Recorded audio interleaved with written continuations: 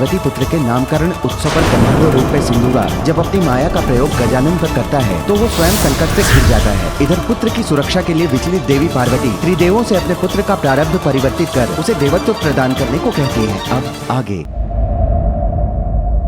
मैं चाहती हूँ कि आप श्री हरि नारायण और महादेव मेरे पुत्र का प्रारब्ध परिवर्तित कर दे, उसे देवत्व प्रदान करें।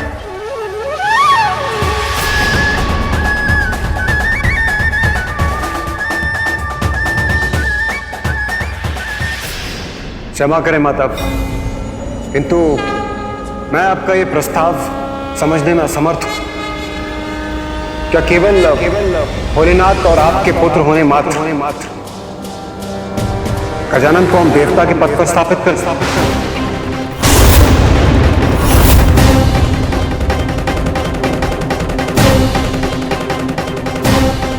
नहीं देवराज, उसे देवत्व प्रदान कीजिए, क्योंकि उसमें ही गजानन की सुरक्षा निहित है। यदि देवता बनकर यज्ञ के हावेश का भाग उसे भी प्राप्त होगा तो उसे बल मिलेगा, सभी संकटों का सामना करने में सक्षम होगा, सुरक्षित रहेगा, कोई अनिष्ट उसके निकट भी फड़क नहीं सकेगा। हाँ, ये उचित है। गजानन को देवत्व प्रदान करके हम उनकी सुरक्षा को सुनिश्चित कर सकते हैं।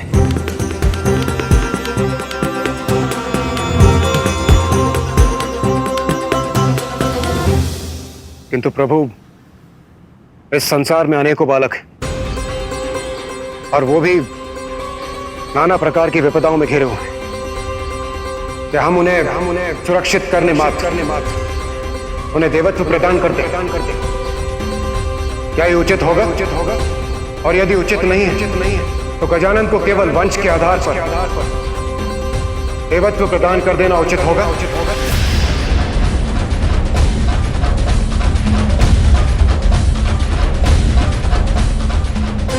मात्र माता पार्वती और भोलेनाथ का पुत्र होने कारण हम उन्हें वो पद प्रदान करते जिस पद की योग्यता प्रमाणित करने के लिए उन्होंने अब तक कुछ भी नहीं किया,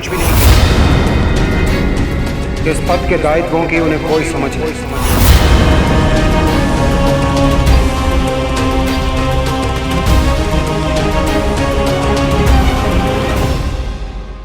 देवराज इंद्र, आप जो भी कहना चाहते हैं स्पष्ट करिए, बताइए हमें आपका क्या प्रस्ताव है।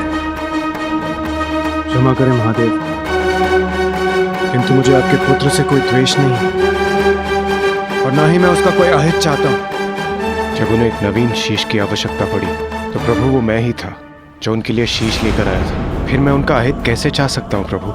इसलिए आप जो भी निर्णय लेंगे वो मुझे स्वीकार होगा। किंतु प्रभु, मेरा एक प्रश्न है, यदि आप अनुमति दे तो मैं पूछने का साहस करूं। प्रभु, क्या देवत्व किसी को भी इतनी सरलता से मिलना चाहिए?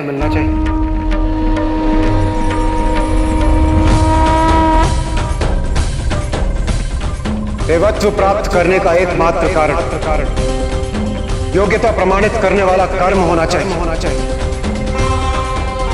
जन्म नहीं।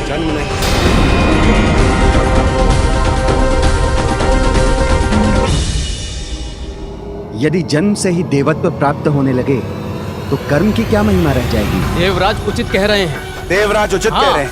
देवराज उचित ही तो कह रहे हैं। देवराज उचित कह रहे हैं। आप ही बताइए महादेव, क्या मैं उचित नहीं कह रहा? गौरी, देवराज इंद्र उचित कह रहे हैं। जन्म नहीं, कर्म के आधार पर, वंश नहीं, योग्यता के आधार पर ही देवत्व प्रदान किया जा सकता है। यही उचित है। गजानन अपने कर्म से देवता बनेगा, अन्यथा नहीं, क्योंकि देवता पद के साथ तो संसार का कल्याण जुड़ा है।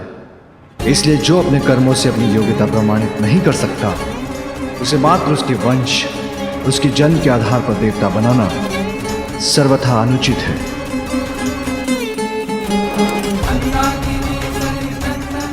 पार्वती माँ हैं, उनकी ममता अपने स्थान पर उचित है, क्योंकि माँ अपनी संतान के लिए कुछ भी कर सकती है। किंतु हम देवता हैं और पार्वती और मैं तो त्रिदेवों में सम्मिलित हैं, इसलिए हमारा दायित्व तो अन्य सभी देवताओं से बढ़कर है। दायित्व कर्तव्य के आगे निजी संबंध और निस्वार्थ का कोई मूल्य नहीं होता। इसलिए समय के साथ साथ मेरा पुत्र गजानन अपनी योग्यता प्रमाणित करेगा, तभी उसे देवत्व प्रदान किया जाएगा, अन्यथा नहीं।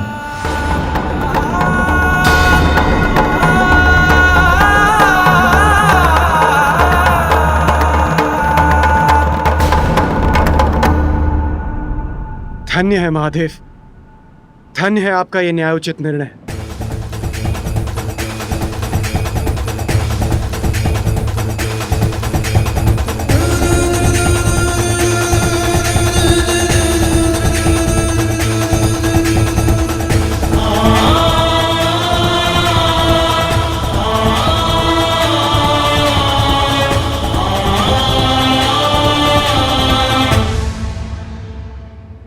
माँ, मुझे भूख लगी है, मैं बहुत भूखा हूँ माँ। अब क्या मैं कुछ भोजन कर सकता हूँ?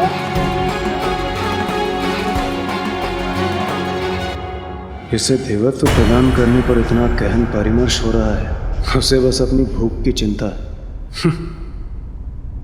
माँ, मुझे भोजन करने की अनुमति दीजिए ना, अब मुझसे भूख सहन नहीं हो रही। हाँ पुत्र, मैं तुम्हें अवश्य भोजन कराऊंगी। माँ के पल्लू से चिपकाए बालक देवता बनने योग्य तो कदापि नहीं। भोले के नंदन भी भोले भाले, राग द्वेष व्यर्थ ना मन में पाले। माता के आंचल को पाके प्रसन्न, भोजन में क्रीड़ा में रहते मगन। क्या है देवत्व वो अनभिज्ञ है, माता के नेह पे कृतज्ञ है। इंद्र से यद्यपि माता को पितर, किंतु माँ पुत्र को देख के पुलकित।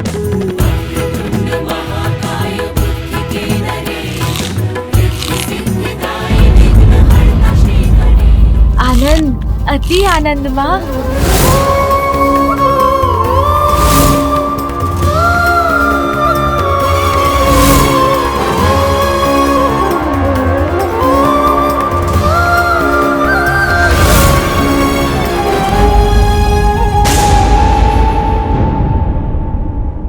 देवत्व प्राप्त करने का एकमात्र कारण योग्यता प्रमाणित करने वाला कर्म होना चाहिए। और हाँ, एक कोई थे यहाँ, ऐसा प्रतीत हुआ उन्हें देखकर जैसे वो कोई भयंकर असुर हो। देवराज इंद्र उचित कह रहे हैं। उचित। यदि यही निर्णय है आप सभी का, तो यही उचित। देवराज, उचित और अनुचित, योग्यता और अयोग्यता की बातें करते, ये जानते हुए भी कि मेरे पुत्र ने इतनी कम आयु में इतने विशाल संकटों का सामना किया। और जब उस पर अपने पिता के क्रोध को जागृत करने का संकट छाया, तो उस समय आप सभी सर्वथा योग देवगण में से कोई भी उसकी रक्षा के लिए नहीं आया। उचित तो ये होता देवराज कि आप उससे संघर्ष करने के स्थान पर उसे समझाने का प्रयत्न करते, क्योंकि वो तो एक अयोग्य बालक है और आप सभी योग्यताओं से परिपूर्ण देवराज इंद्र। किंतु माता वो किंतु परंतु नहीं देवराज, उचित तो ये होता कि आप उसकी सुरक्षा का उत्तरदायित्व निभाते। पूर्व में उसके संहार का कारण बने थे आप, और अब उसका तिरस्कार कर रहे हैं। क्या ये उचित है?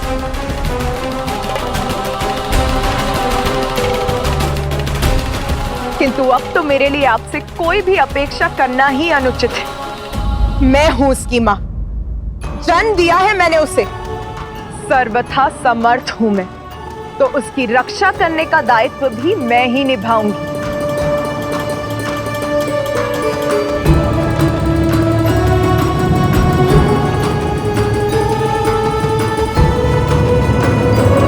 योग्यता और संस्कार जन्म से नहीं आते, कर्म से उन्हें प्राप्त करना होता है।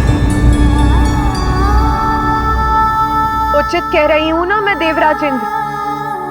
देवता है ना आप, और आप सभी भी, बहुत गर्व है ना आप सभी को देवता होने पर?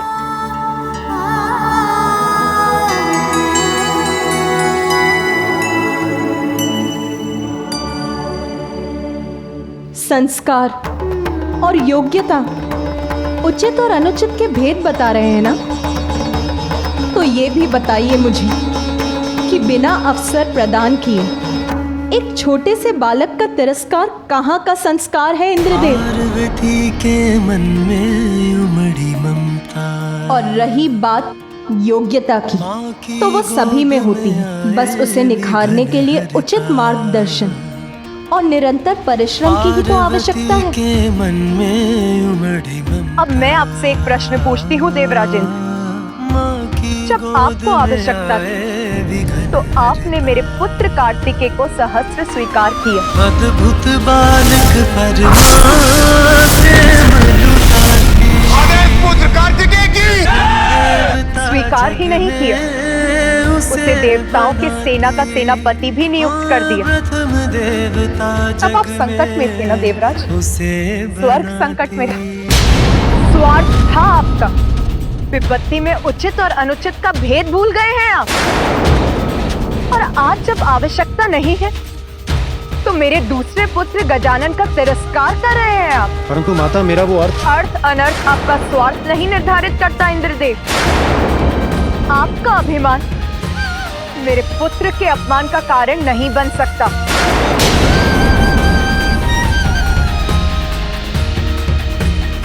सुनिए सभी, मैं महादेव की अर्धांगिनी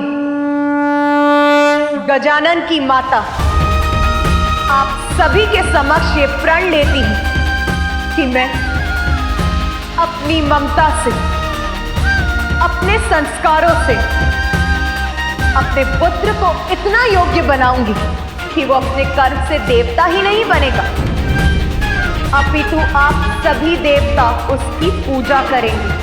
सभी देवता उसकी पूजा करेंगे। आप सभी देवता उसकी पूजा करेंगे। और ये योग्यता वो प्राप्त करेगा अपने जन्म से नहीं, अपने कर्म से। मेरा पुत्र गजानन प्रथम पूज्य बनेगा, प्रथम पूज्य बनेगा, प्रथम पूज्य बनेगा, प्रथम पूज्य बनेगा।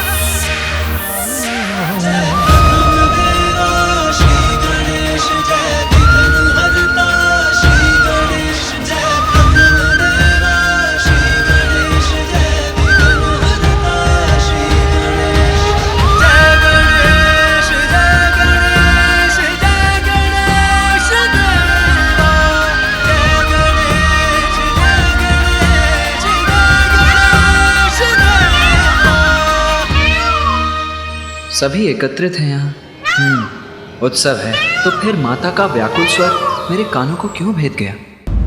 महादेव प्रणाम। अब हमें जाने की अनुमति दीजिए।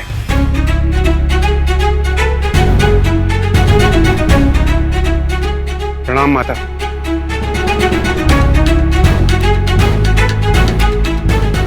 गजमुख गजानन महादेव और माता पार्वती के पुत्र होते हैं, और ये तुम्हारा सौभाग्य है। उसी में संतुष्ट रहो। देवत्व प्राप्त करने के योग्य नहीं हो तुम।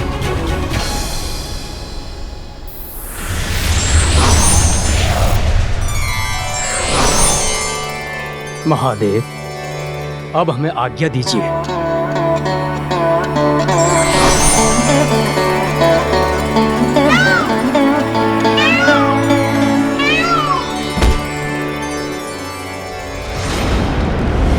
पाताल स्वामिनी सिंगिका।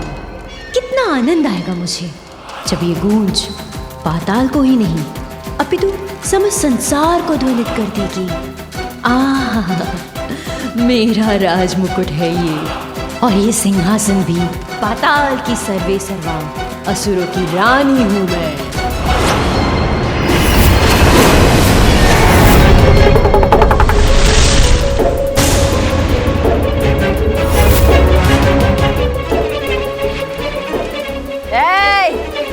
ऐसे नेत्र फाड़ फाड़ के क्या देख रहे हो? झुको मेरे समक्ष, अभिवादन करो मेरा। आज से इस सिंहासन पर मेरा अधिकार है। मैं हूं तुम्हारी रानी, मैं सिंघिका। क्योंकि अब तक तो उस मूर्ख सिंदूरा की कैलाश यात्रा उसकी मृत्यु यात्रा बन चुकी होगी। कैलाश जाकर महादेव और देवी पार्वती के पुत्र का वध करने चला था वो, ब्रह्मदेव के श्राप को झुटलाने चला था वो। अवश्य अब तक उसका अंत हो गया होगा। इसलिए अब सिंदूरा के सिंहासन, उसके साम्राज्य और उसके कक्ष पर मेरा अधिकार है। तो जाओ, जिन ऋषि मुनियों को तुम पकड़ कर लाए हो उन्हें मेरे समक्ष मेरा भोजन बना के प्रस्तुत करो। भूख लगी है मुझे भोजन चाहिए, मुझे भोजन चाहिए, मुझे भोजन चाहिए।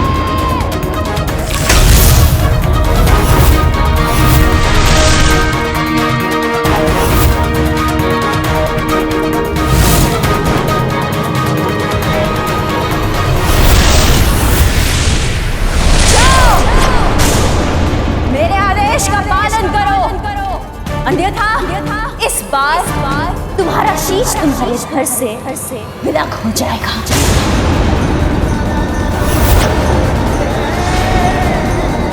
स्वामी, कुछ अनुचित तो नहीं कहा ना मैंने?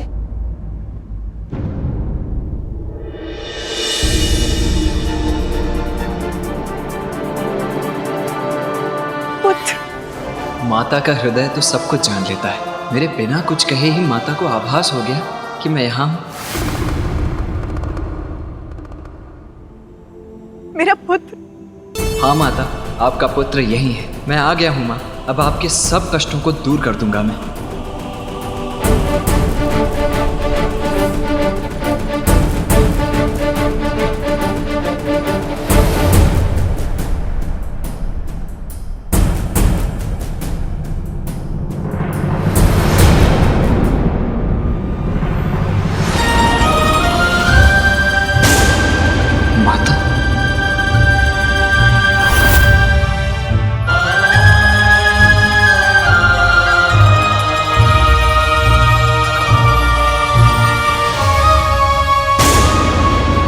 माता मुझसे मिलने मुझे आशीष देने नहीं आ रही थी।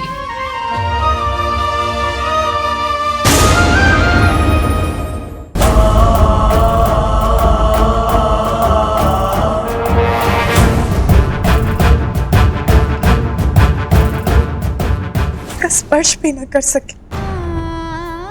उसके कोमल प्राण सभी विपदाओं से सुरक्षित रहे, बस इतना ही चाहती थी। माता ने मुझे देखकर भी मुझे अनदेखा कर दिया। कौन है ये जिसे माँ अपना पुत्र बुला रही है? तो क्या कुछ अधिक मांग लिया मैंने जो किसी ने भी मेरा समर्थन नहीं किया? मेरे प्रस्ताव को अस्वीकार कर दिया, मेरे पुत्र का उपहास किया, तिरस्कार किया उसका।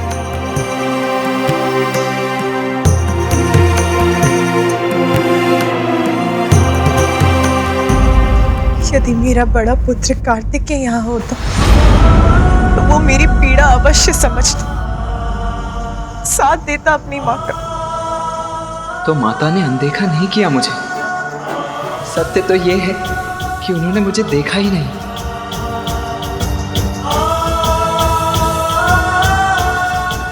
माता,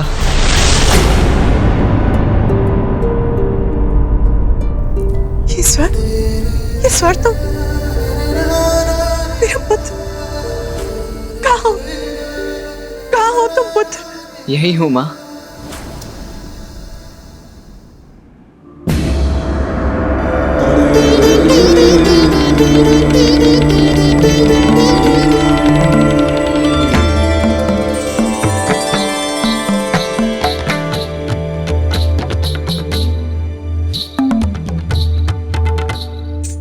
प्रणाम माता।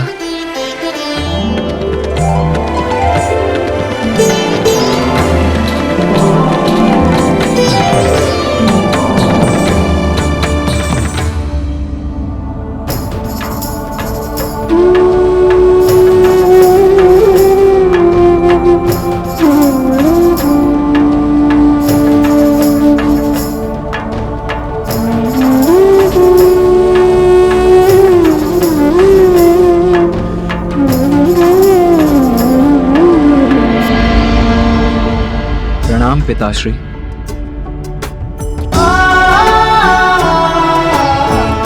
आयुष्मान भव।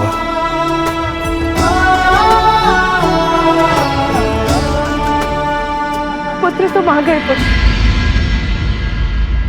माँ का पुत्र तो मैं हूँ, फिर ये कौन है?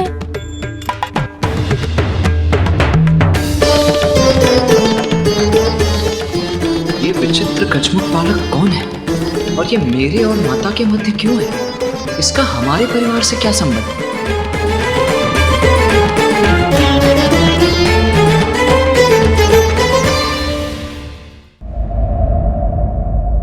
मैं चाहती हूं कि आप श्री हरि नारायण और महादेव मेरे पुत्र का प्रारब्ध परिवर्तित कर दें, उसे देवत्व प्रदान करें।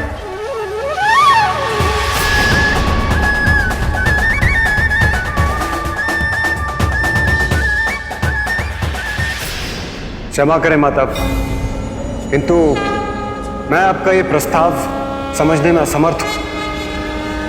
क्या केवल भोलेनाथ और आपके पुत्र होने मात्र गजानन को हम देवता के पद पर स्थापित कर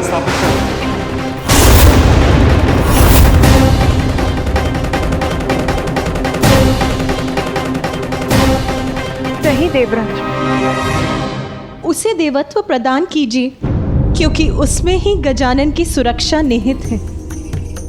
यदि देवता बनकर यज्ञ के हावेश का भाग उसे भी प्राप्त होगा तो उसे बल मिलेगा, सभी संकटों का सामना करने में सक्षम होगा, सुरक्षित रहेगा, कोई अनिष्ट उसके निकट भी फड़क नहीं सकेगा।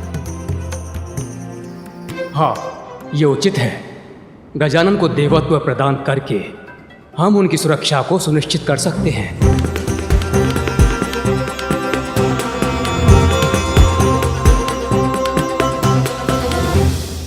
किंतु प्रभु, इस संसार में अनेकों बालक हैं और वो भी नाना प्रकार की विपदाओं में घिरे हुए हैं। क्या हम उन्हें सुरक्षित करने मात्र उन्हें देवत्व प्रदान करते क्या ये उचित होगा? और यदि उचित नहीं है तो गजानन को केवल वंश के आधार पर देवत्व प्रदान कर देना उचित होगा।